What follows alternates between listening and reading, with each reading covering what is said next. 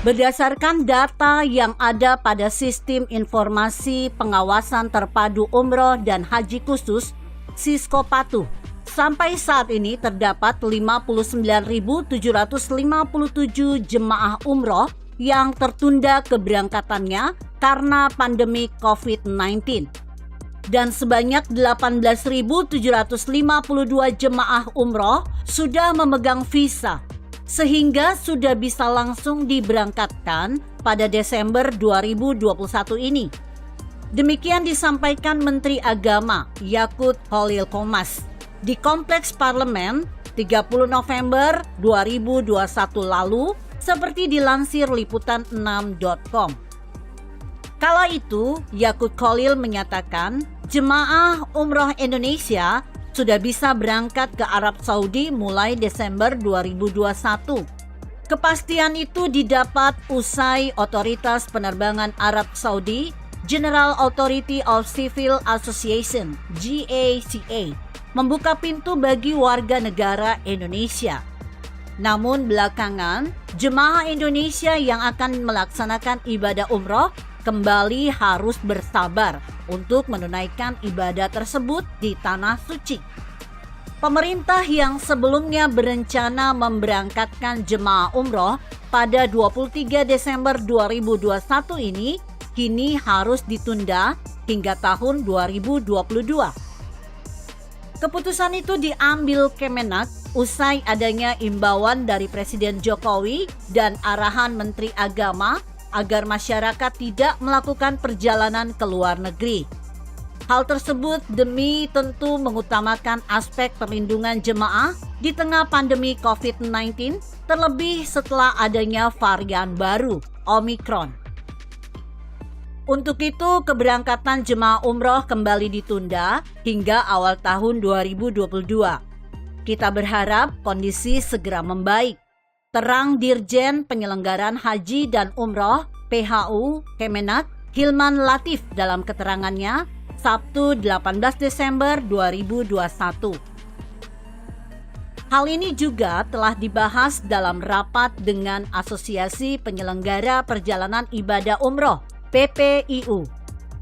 Menurutnya, Asosiasi PPIU mendukung imbauan pemerintah untuk menunda keberangkatan ke luar negeri.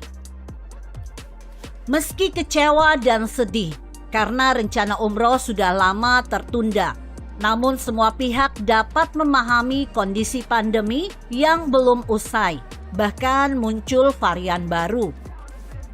Ada harapan agar tetap ada keberangkatan, meski jumlahnya diperkecil. Namun secara umum, Asosiasi PPIU memahami dan menaati imbauan untuk tidak ke luar negeri.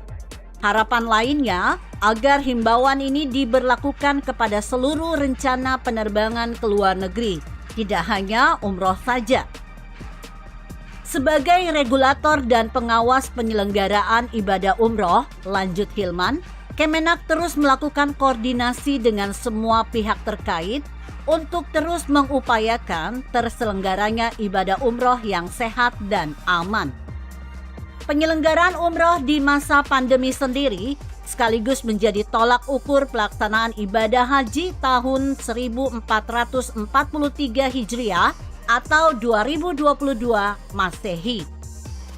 Menurut Hilman, penundaan ini tentu keputusan yang pahit, tapi ini dilakukan demi kebaikan bersama. Ia berharap semua bisa memahami dan semoga ada hikmah dari keputusan ini. Sinyal penundaan pemberangkatan jemaah umroh tersebut sempat disampaikan Menko Perekonomian Airlangga Hartarto. Dia menyatakan pemerintah telah membuat keputusan soal pemberangkatan jemaah umroh asal Indonesia ke Arab Saudi usai libur Natal dan Tahun Baru. Pemerintah sekarang konsentrasi Nataru dulu, agar mudah-mudahan Nataru bisa dikendalikan dengan baik.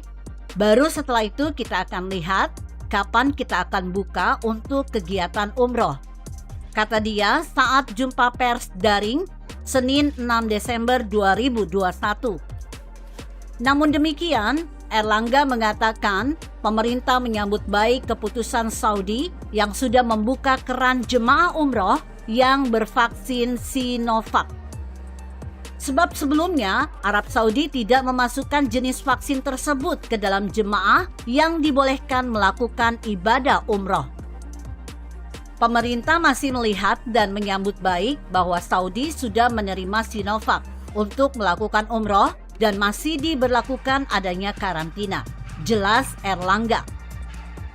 Pada prinsipnya, lanjut Erlangga, pemerintah Indonesia siap memberangkatkan jemaah umroh ketika kondisinya sudah terkendali, khususnya pasca giat Natal dan Tahun Baru, serta ancaman varian Omikron. Karena di berbagai negara juga dikhawatirkan terkait kasus Omikron, maka tentu pemerintah akan melakukan karantina yang 10 hari dan akhirnya ini menjadi pada pertimbangan saat kita menghadapi varian Omikron, tandas Erlangga. Pembatalan ibadah umroh oleh pemerintah ini tentu sangat mengecewakan. Namun demikian harus dimaknai dengan berbaik sangka. Allah Subhanahu wa Ta'ala telah menyiapkan rencana yang terbaik bagi umatnya. Sesuai dengan sabda Rasulullah, prasangka baik menjadikan kebaikan dan kebahagiaan. Jadi terjadi sesuatu yang mungkin kita tidak sukai, maka senangilah kejadian tersebut. Karena sesungguhnya itu adalah takdir Allah. Dan kunci utama dari kehidupan yang bahagia terletak pada 3 perkara, yakni bersyukur dalam keadaan apapun, bersabar atas kesulitan, dan ikhlas menerima ketetapan Allah. Tidak ada alasan bagi seseorang untuk tidak bersyukur. Pada dasarnya terdapat banyak hal yang membuat manusia patut mensyukurinya. Dan itu menjadi lebih baik daripada harus mengeluh. Percayalah, Allah tidak akan pernah mengecewakan hambanya karena janjinya.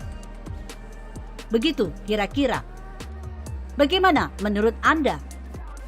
Jika Anda berpendapat lain, berikan komentar Anda di kolom komentar.